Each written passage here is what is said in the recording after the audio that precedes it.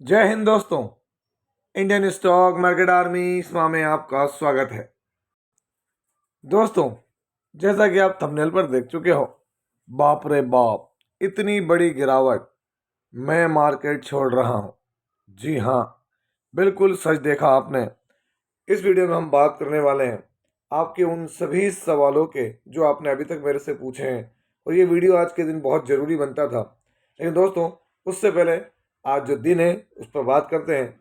आज 26 जनवरी है और मेरी पूरी टीम की तरफ से पूरे के पूरे देशवासियों को, भारत देशवासियों को और भारत से बाहर रहने वालों को जो है गणतंत्र दिवस की हार्दिक हार्दिक दिली शुभकामनाएं।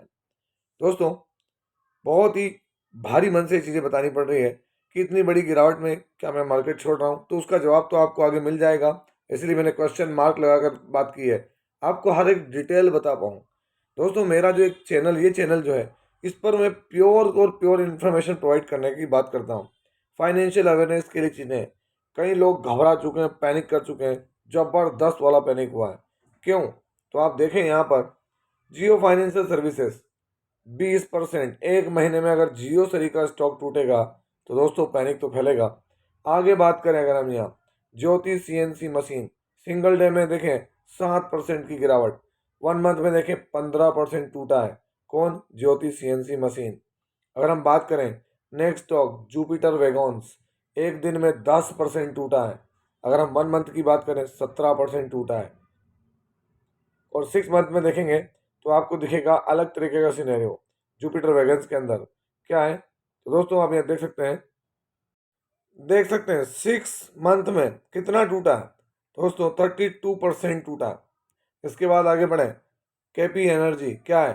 7.35%, 7.35%। लेकिन 1 मंथ में दोस्तों 26% टूट चुका है केपी एनर्जी, जबकि बहुत बड़े लेवल पर था ये देखेंगे तो आपके सामने 6 मंथ में टॉप से कितना टूटा है? 40% करेक्ट हो चुका है केपी एनर्जी। जी हाँ, केपी एनर्जी ऐसा स्टॉक यहाँ टूटा है। इसके बाद देखें अपोलो माइक्रो सिस्टम, 6.76% की गिरावट। 5 डे में देखें तेजी थी, 1 मंथ में इसमें वापस तेजी लौटी है। लेकिन अगर आप देखेंगे तो 6 मंथ में क्या थी? फ्लैट परफॉर्मेंस, लंबा करेक्शन, 21% गया था स्टॉक। इसके बाद बात करें इनोवा कैप्टेप, क्या देखने को मिल रहा है? 6.44% की गिरावट। 5 मंथ में 4.3, 1 मंथ में देखें तो ये ऊपरी लेवल से कितना टूटा है? 19% टूटा है दोस्तों। तो ऐसे ही गिरावट हो रही है। तो इस गिरावट से क्या सबके अंदर पैनिक फैला हुआ है। आप सोचेंगे सर आप बताना क्या चाह रहे हैं, तो मैं सारा डेटा आपके सामने रखने वाला हूँ। तभी इतनी गिरावट हुई है। तो यहाँ पर गिरावट का पहले तो कारण जानेंगे, तभी हमको समझ में आएगा कि हमको मार्केट में रहना है या नहीं रहना, या मैं भाग रहा हूँ या नहीं भाग रहा हूँ। तो चलिए बात करते हैं। तो दोस्तों, इसके लिए सबसे पहले हमको देखना पड़ेगा पूरे वर्ल्ड के मार्केट। अगर मैं आपको दिखा दूं तो पूरे वर्ल्ड के मार्केट यहाँ पर क्या है, आप देख सकते हैं। यहाँ पर अमेरिका हल्का फुल्का था गिरा है ना, कोई ज़्यादा गिरावट नहीं है। अगर आप यहाँ देखेंगे इनके 1 ईयर की परफॉर्मेंस, तो वो भी आपके सामने नज़र रहेगी। आप देख सकते हैं यहाँ पर 1 ईयर में यहाँ क्या है, 19%, 16%। देख सकते हैं यहाँ पर स्टॉक्स इंडेक्स 16% भागे हैं। कनाडा में देखें तो 1 ईयर के अंदर क्या 20% के रिटर्न है। अगर आप देखेंगे यहाँ पर डेक्स जर्मनी के अंदर, तो जर्मनी के अंदर इंडेक्स ने क्या परफॉर्मेंस दी, देख सकते हैं आप यहाँ पर 26%। यहाँ जर्मनी में, ये जर्मनी में आप देखें रिटर्न्स बने और पॉजिटिव क्रम में बन रहे हैं। आपके सामने यहाँ पूरा देख सकते हैं, यहाँ पर अलग अलग वर्ल्ड के इंडेक्स हैं, उनमें क्या है तो 12, 13, 14% के रिटर्न्स हैं। ऐसा नहीं कि सिर्फ हमारे यहाँ गिरावट हो रही है तो यहाँ पूरे वर्ल्ड में भी गिरावट हो रही है। तो दोस्तों, यहाँ हांगकॉन्ग में देख सकते हो कोस्पी, कोरिया में देख सकते हो, जापान में देख सकते हो। जापान तरीके देश में भी इंडेक्स देखें तो ग्रीन में दिख रहे हैं। तो मतलब क्या है, गिरावट कहाँ है? तो गिरावट तो दोस्तों वर्ल्ड मार्केट में नहीं है। फिर क्या हो रहा है? तो आप देखें हमारे यहाँ मिड कैप 693 पॉइंट गया। 1 मंथ में देखें मिड कैप कितना टूटा है। तो दोस्तों यहाँ पर मिड कैप कितना टूटा है? 9%। 6 मंथ में देखें तो अपने टॉप से मिड कैप कितना टूटा है? तो दोस्तों 13% टूटा है। तो ये मिड कैप 13% टूटा है तो मार्केट बर्बाद हो गया। तो उसके लिए 1 ईयर का चार्ट देख लो, 11% है इंडेक्स। मतलब क्या है, तूफानी तेजी के साथ 29% के रिटर्न थे। जो बाकी बचे रिटर्न थे वो यहाँ पर इस गिरावट में वाइप आउट होते नजर आ रहे हैं। चलिए 5 साल में देखते हैं कहाँ पर है। 5 साल पहले इंडेक्स कहाँ था? मिड कैप 15,000 रुपये, आज 42,000 रुपये। आई होप आप समझ पा रहे होंगे कि गिरावट यहाँ भी बड़ी भयानक थी। ये 2020 वाली है। फिर देखें यहाँ पर गिरावट, लेकिन वापस कमबैक किया है। हाँ, किया है। आगे बढ़ते हैं small cap. Small cap index एक दिन में 1,1200 पॉइंट टूटा है। टूटने के बाद 1 मंथ में देख लें 8% और 6 मंथ में यहाँ भी आप अगर देखेंगे इसके टॉप लेवल से तो ये भी 13% के करीब गया है। लेकिन एक्चुअल परफॉर्मेंस देखना है 1 ईयर देख लो, अभी भी 11% स्मॉल कैप आप है। 5 ईयर में देख लें, 5 साल पहले क्या था, 14,000 पे था इंडेक्स, कहाँ पहुँच गया, 50,000 पे पहुँच गया, 237% भागा है। गिरावट यहाँ भी बड़ी हुई थी, रिकवरी आई, गिरावट हुई, फिर रिकवरी, फिर गिरावट, फिर रिकवरी, और मार्केट गोइंग ऑन। ऐसा नहीं है कि कोई फर्स्ट टाइम गिरावट हो रही है। चलिए आगे बढ़ते हैं, निफ्टी 50 को देख लेते हैं। निफ्टी 50 में क्या हुआ, तो दोस्तों यहाँ गिरावट है। 1 मंथ में देख लें क्या है, 1 मंथ में गिरावट है। 6 मंथ में मार्केट गिरा हुआ है। 1 ईयर में देख लें क्या है। तो दोस्तों टॉप पर क्या थे, टॉप पर परफॉर्मेंस 20% इंडेक्स भागा था निफ्टी। आप अंदाजा लगाएं, जब निफ्टी 20% यहाँ तक भागा है तो यहाँ से करेक्शन तो होना था, और वही करेक्शन हो रहा है यहाँ पर। अगर आप देखेंगे तो अक्टूबर से 12% इंडेक्स गिर चुका है हमारा, 3-3.5 हज़ार पॉइंट की करीब करीब की गिरावट। इसके बाद देखें आप, यहाँ पर बिक रहा है, गिर रहा है, तो कौन बेच रहा है, तो इसके लिए मैं आपको यहाँ क्लियरली दिखाना चाहता हूँ। अगर आप देखेंगे तो आपको हर एक चीज़ देखने को मिल जाएगी यहाँ पर। अगर आप देखें यहाँ पर किसका है आंकड़ा, तो दोस्तों यहाँ पर एफ आई का आंकड़ा देखें तो यहाँ मंथली आंकड़ा देख लें, ये देखें डे वाइज, तो डे वाइज कंटिन्यू क्या है, एफ आई बेच ही रहे हैं। 3,000, 4,000, 3,000, 8,000, 4,000, 2,000, 7,000, 3,000, 1,000। अगर हम इसको मंथली फ्रेम पे ले जाएंगे तो इससे भी आपको पता चलेगा कि हमारे जो फॉरेन इन्वेस्टर्स हैं, विदेशी निवेशक, वो क्या कर रहे हैं।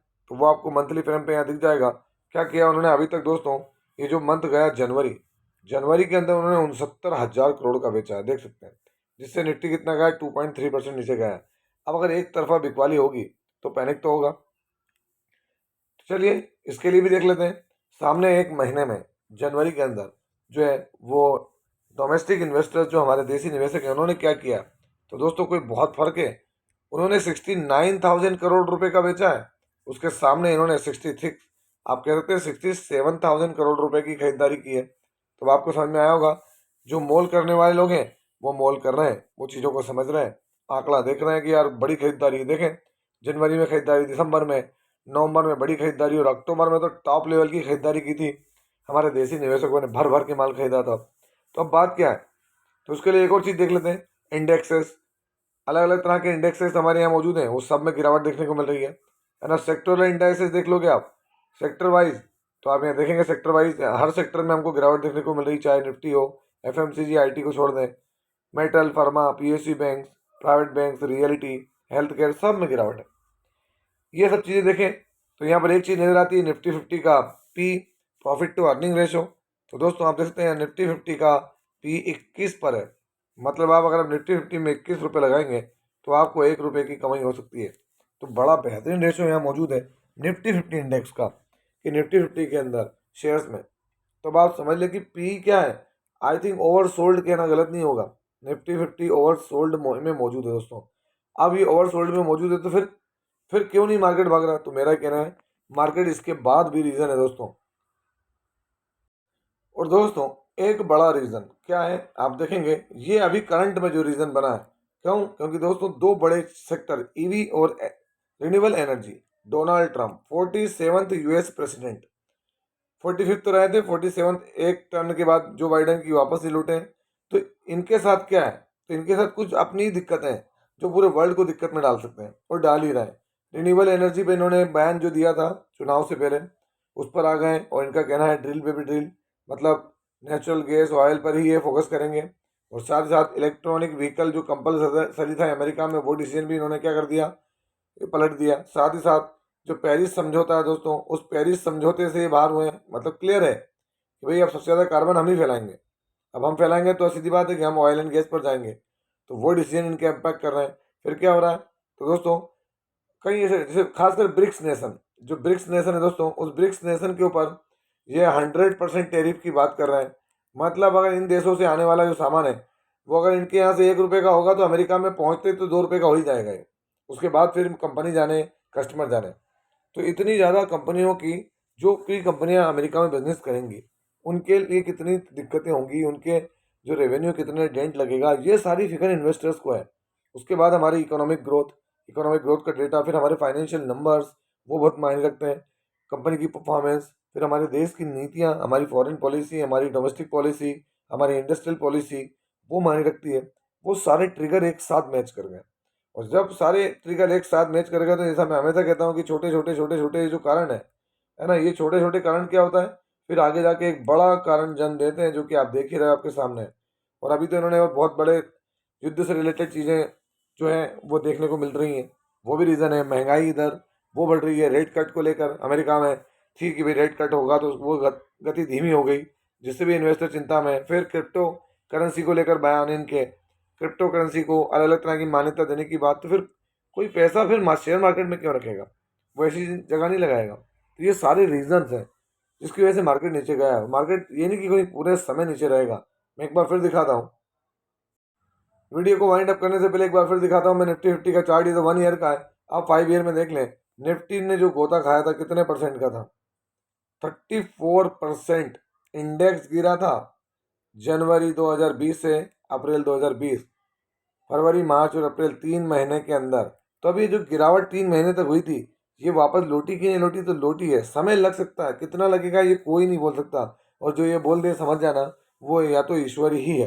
क्यों? उसके रीज़न है दोस्तों। मार्केट में कल क्या होगा ये वॉरेन बफे भी नहीं बोलते हैं। वो अच्छे से जानते हैं कि मार्केट का मैं 1% भी नहीं जानता हूँ, 75 से 80 सालों से मार्केट में। अगर आपको और देखना है मार्केट की खासियत, तो आप देखें ऑल टाइम चार्ट। आप देख सकते हैं बड़ी बड़ी गिरावटें हुई हैं जो कि चार्ट पे दिख भी नहीं रही हैं। ये तो हमको देखने को मिल रही हैं 2008 की और 2020 की, लेकिन उसके पहले भी 2002 में गिरता नजर आया। यहाँ पर देख सकते हैं 2014 के अंदर भी चीज़ें अलग हुई, 14 के बाद, है ना, 15-16 में भी चीज़ें बदली हैं। तो अभी इलेक्शन आए थे तब भी, तो ये वही करेक्शन है। तो जो इसमें टिक गया वो ठीक है। अब टिक गया में मतलब क्या है, कई लोगों ने बहुत हायर वैल्यूएशन पर ऊपर खरीदारी की है। हम लोगों ने कंटिन्यू वीडियो बनाए, स्टडी की, और आप तक चीज़ें रखी कि किस शेयर में क्या परफॉर्मेंस हो रही है। अब उसको बाइंग रिकमेंडेशन समझ के भिड़ जाना वो एक अलग बात है।